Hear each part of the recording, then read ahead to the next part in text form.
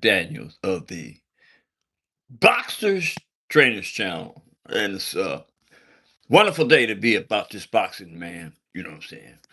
In the world, it's a wonderful thing to be representing the sport of boxing, especially for me, Jack Daniels of the Boxers Trainers Channel. Look, man, I've been gone for a couple of days, been bogged down with a lot of work, right?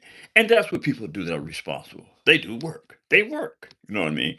So, uh, you got to work to live, to survive, right? But for me, it's a little bit beyond that, right? I'm kind of like in retirement mode, but I still have just a lot of work to do, right? When you have properties, right? And try to keep your properties up, you have to put in the work. And contrary to the fact that I am 76 years of age, I still put in the work necessary to keep a nice piece of property maintained. So that being the case, look, man,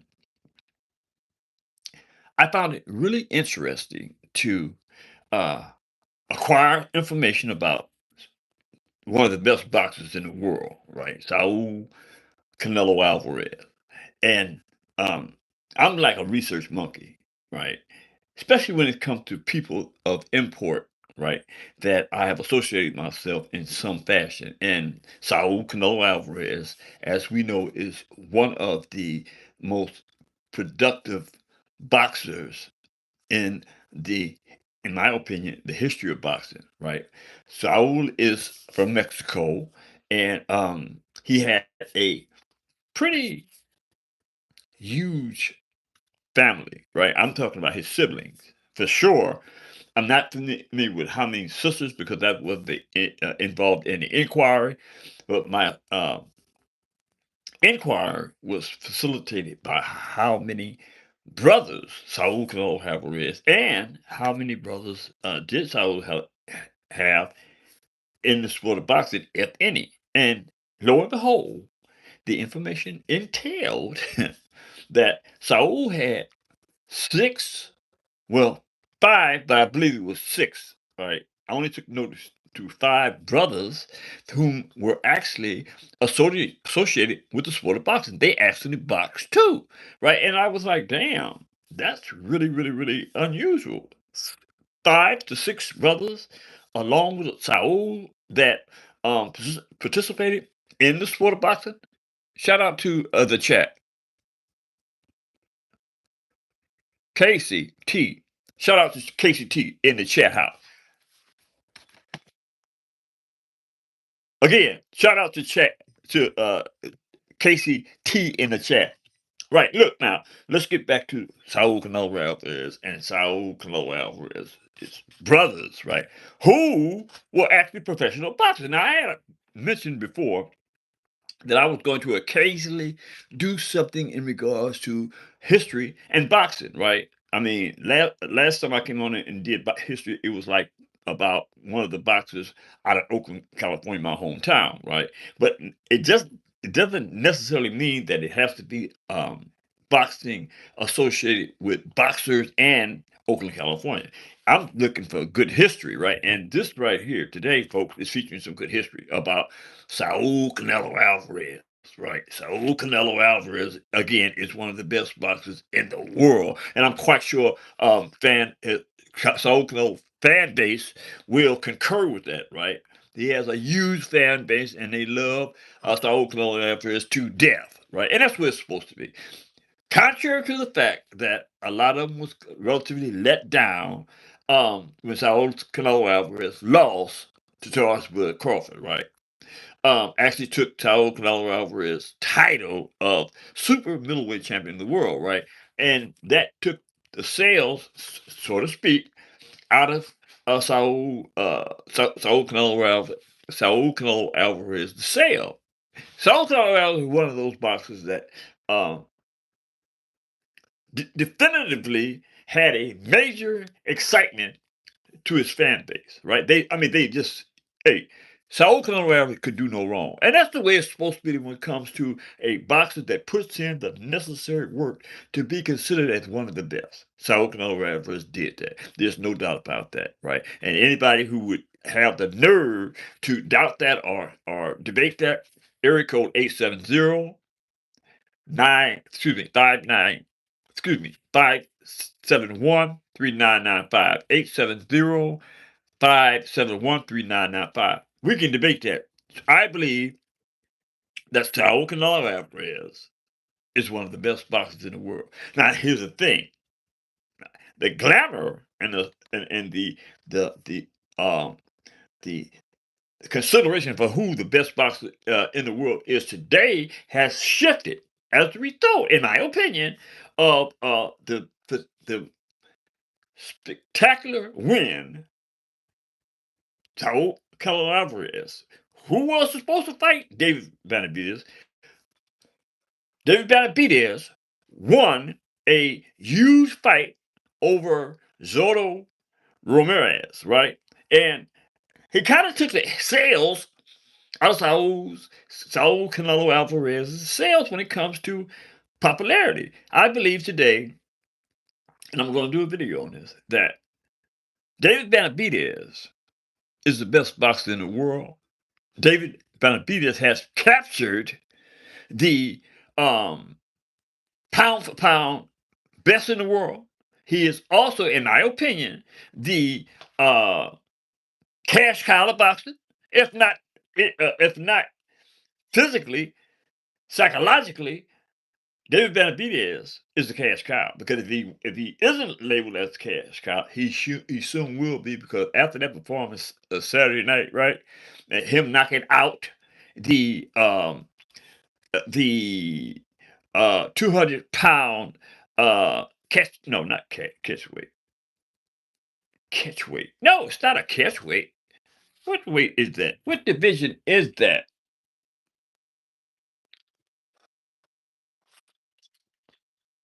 Not heavyweight. The division before the heavyweights.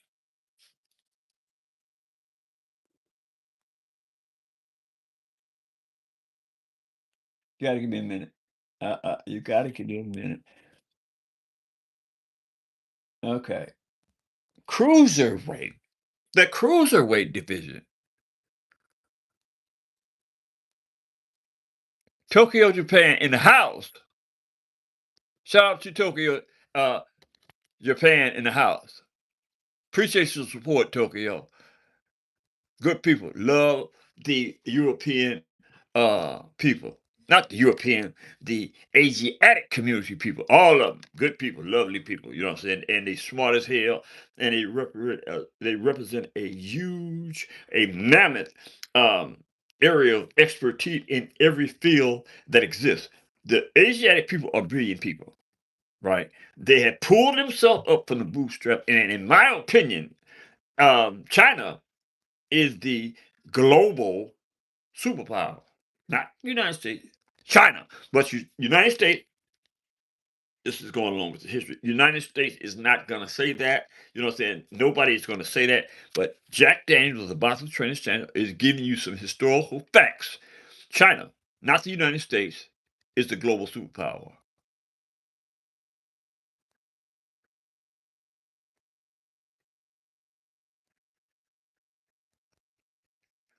Okay. uh, uh, the Asian man, the gentleman from, where are you from? Tokyo, said he like everyone, and I subed. Subed?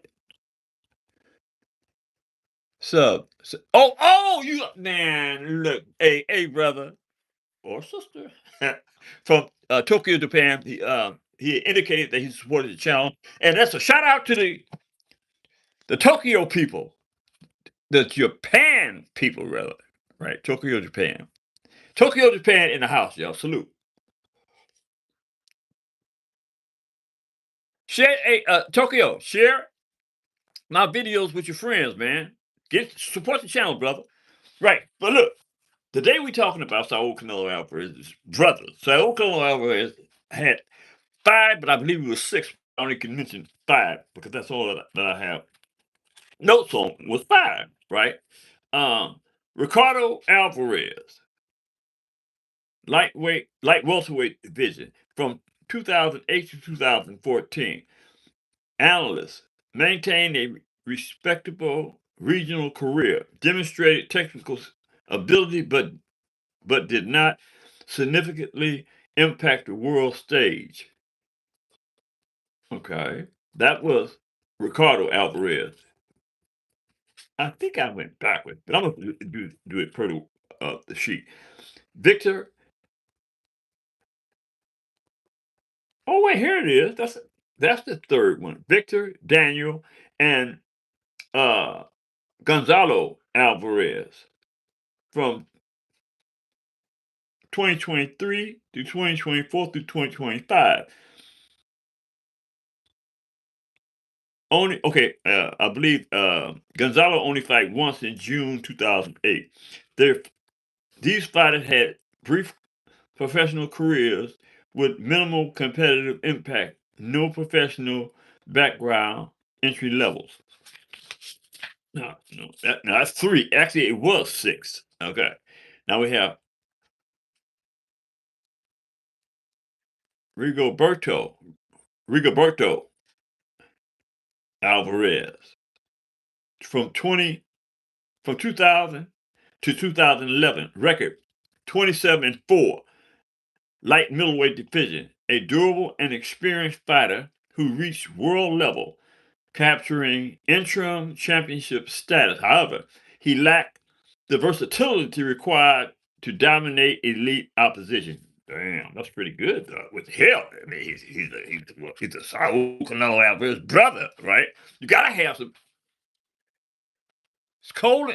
Shout out to uh, Tokyo, Japan, and it's cold in Tokyo, Japan today.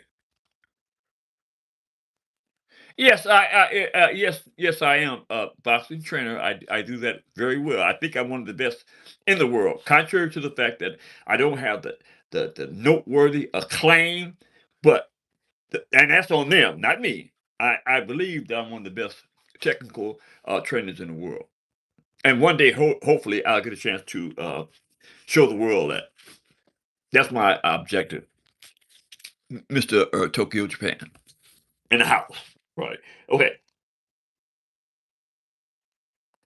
Okay. Okay, last but not least, Ramon Alvarez from 2008 to 2000. He had a. The thing about these Alvarez brothers, I hate to say it, I've never heard of any of them. Right, and they had some of them had long careers in boxing from 2008 to 2021. Ramon Alvarez record 28-8, 28-8-3, super welterweight. He was a pressure-based fighter with solid durability, competitive at contender level, but struggled to reach um, elite competition.